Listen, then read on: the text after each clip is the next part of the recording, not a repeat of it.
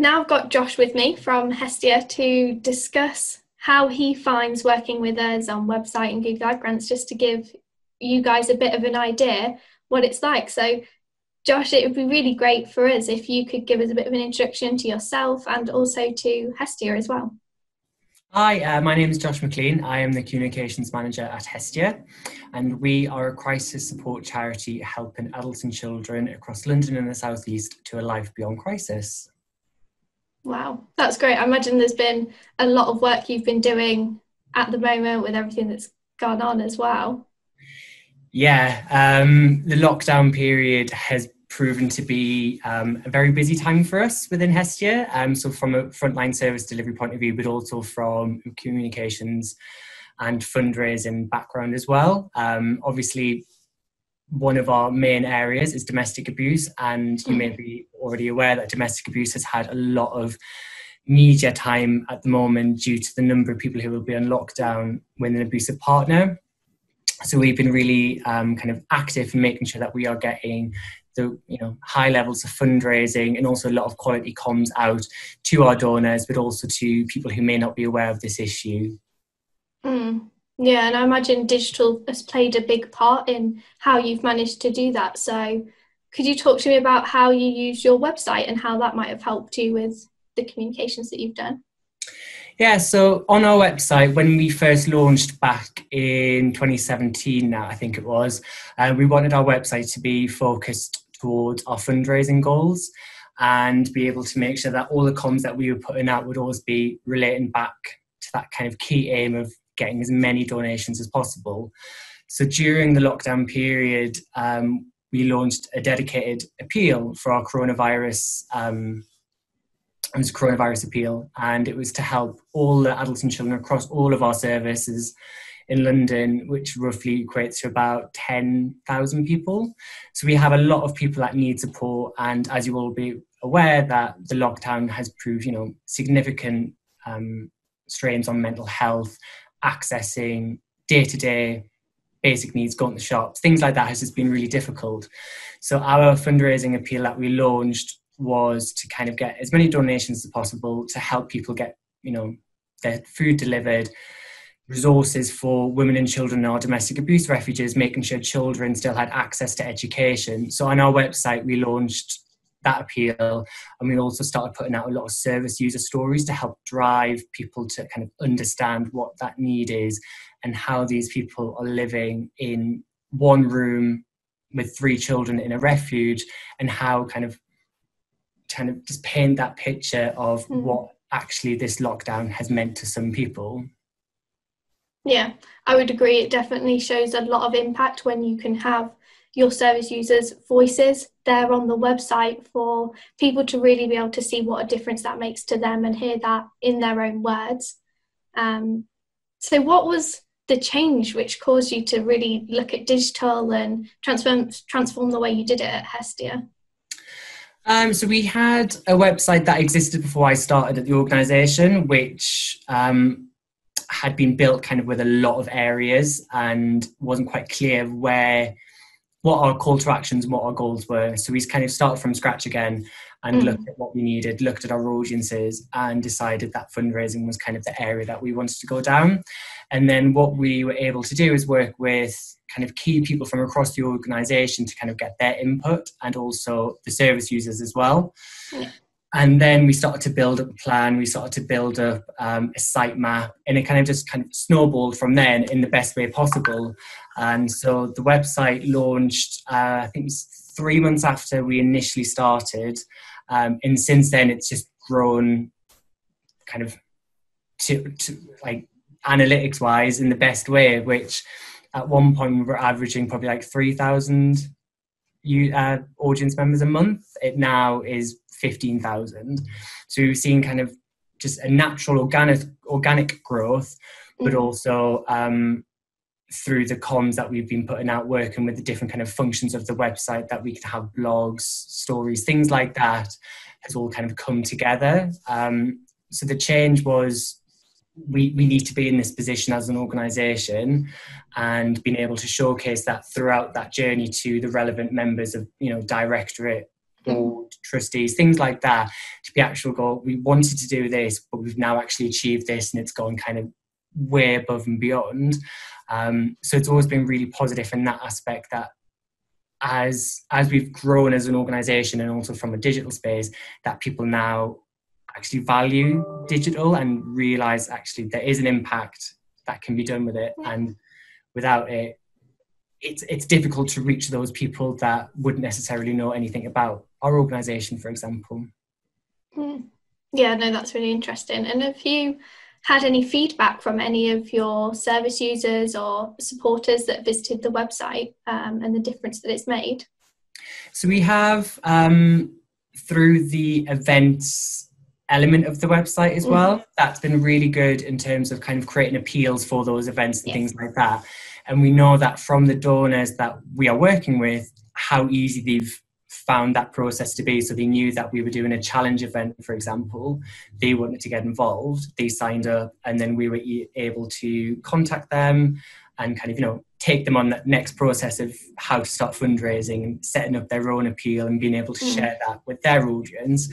So being able to kind of hear that it's working is really good, because then we know that we can do that again and again, which we've been fortunate to do. Obviously, lockdown has changed kind of how we've been able to work in kind of an events space, but it's how we then, you know, still use those contacts that we've gained from that and work with them from a comms point of view to be able to share the stories, the appeals, things like that. Yeah, and having that option, I guess, is another way that you can have the voice of people that not only you support, but also those that support you and fundraise for you, and people would be able to see why they get involved with the charity. Yeah, absolutely. It's when we get kind of like the notifications on Twitter or Facebook or wherever, and it's people who we, you know, have had no kind of contact with, but they're sharing our, you know, news articles, our blogs, our appeals, things like that. You actually realise it is making an impact. And it's when you look back at the analytics and see that we launched, you know, whatever it was, whatever, you know, news campaign, press release that led to a report, actually how many people, the audience journey and the trajectory of people actually downloading that report, you just think, okay, the sitemap is working, the user journey is effective, and there is that call to action is being met. Yeah, no, I suppose with having a new website as well, you could really think about those call to actions. What did you want people to do when they got onto the website to help you meet those objectives? And that really helped you see that difference as you were coming along. As I understand it, have you also got the Google Ad grant in place? We do indeed, yes. So since we've had that set up, again, it's helped us massively build people to our traffic. The site traffic from that alone is always kind of depending on which kind of ad we've got working on at the moment to kind of reflect what's happening within the organisation. It does get that additional footfall as such through the door, and we are really fortunate that during, you know, the lockdown period is, like I said, has been really challenging, but because of the media work that we've been able to achieve on some of the projects that we've launched during this time, our SEO has obviously increased massively, so that those ads against other kind of, you know, competitors and other organisations which are doing similar work to us, we've been able to kind of still remain kind of at the top of the Google search. And from the ad, the Google grant ad, we are still trying to get in that footfall and the traffic on the website, which again only benefits us for, you know, donations, things like that, and people kind of, you know, wanting to then come on like a Hestia journey and be hopefully a donor. Yeah. And would you say you predominantly use the Google Ad grant to increase income, or do you also use it to, say, support service delivery or general awareness raising? It would be more for like you said, getting people on our website, and it would be hopefully for financial, like fundraising, donors, things like that. Our website was always, when we launched it, kind of set up for external audiences, not necessarily the service users of Hestia. And I think all the comms that we put out, all the Google grants, things like that, is always geared up towards that audience. That's useful, thank you. And so, to think back to when you all started doing this, it might have been a while ago now, 2017, can you talk me through the process that you went through when you were designing the website? Was it what you thought it was going to be? Was there, anything that you'd not considered when you had planned it? Yeah, so it was quite a while ago, but I kind of remember it really well because it was one of the first big projects that I actually had to deliver on, that was under my kind of control. And we had set ourselves a very tough deadline of kind of from start to finish of 3 months.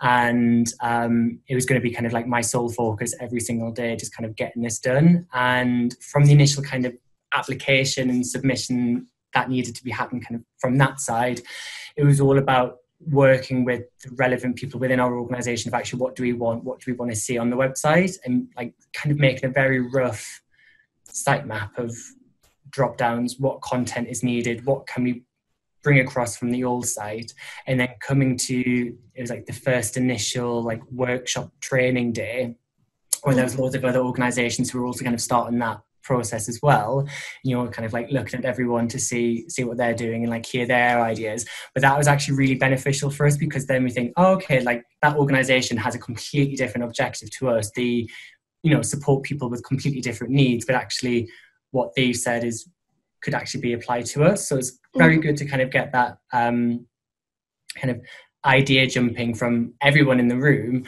but also working with you guys to kind of lead on that and kind of get that expert advice about, okay, so we're thinking of doing, a site map that's got 6 or 7 kind of drop downs at the top, and then being told actually try and cut it down. You could move this here, shape this there, was obviously just incredibly beneficial to us in the long run.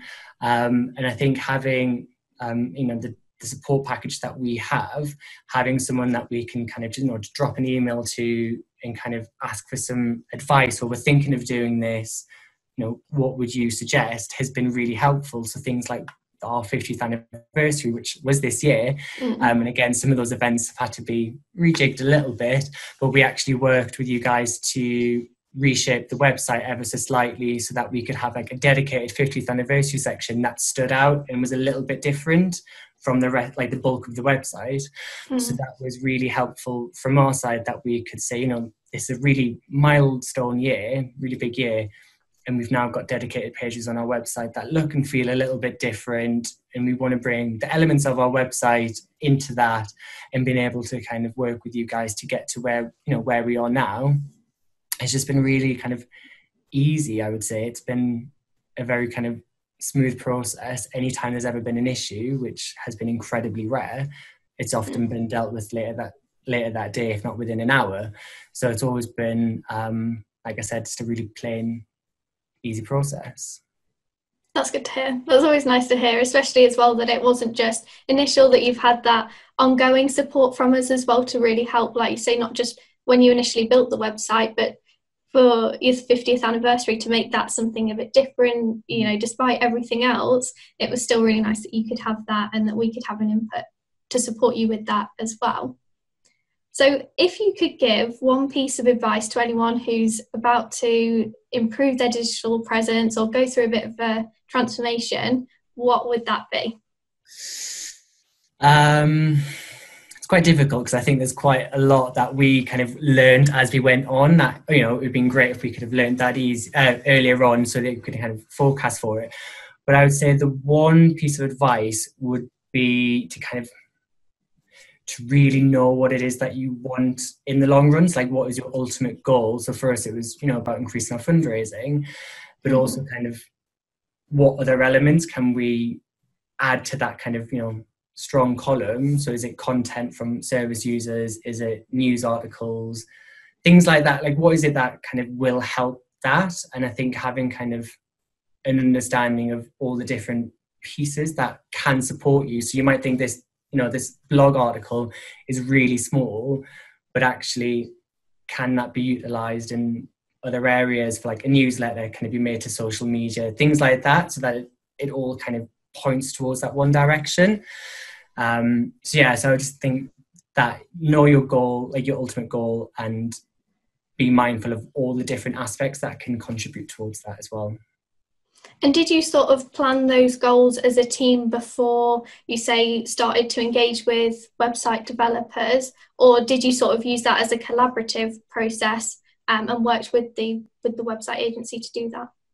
So we knew we wanted to shift the website to a fundraising focus, and one of the kind of the selling points to us at the time was the ability to create appeals and events, and that just seemed like a really good option for us. It fit really well with our needs, and you guys, when we met with you initially, were able to sell it really well, and it made us think, okay, this is the right platform for us and for what we need. And then, like you said, from the first kind of workshop that we had with everyone, it was kind of then just, you know, maybe tailoring it a little bit, getting new ideas from here and there, but predominantly that was kind of our aim from the beginning, and then we were able to reshape it a little.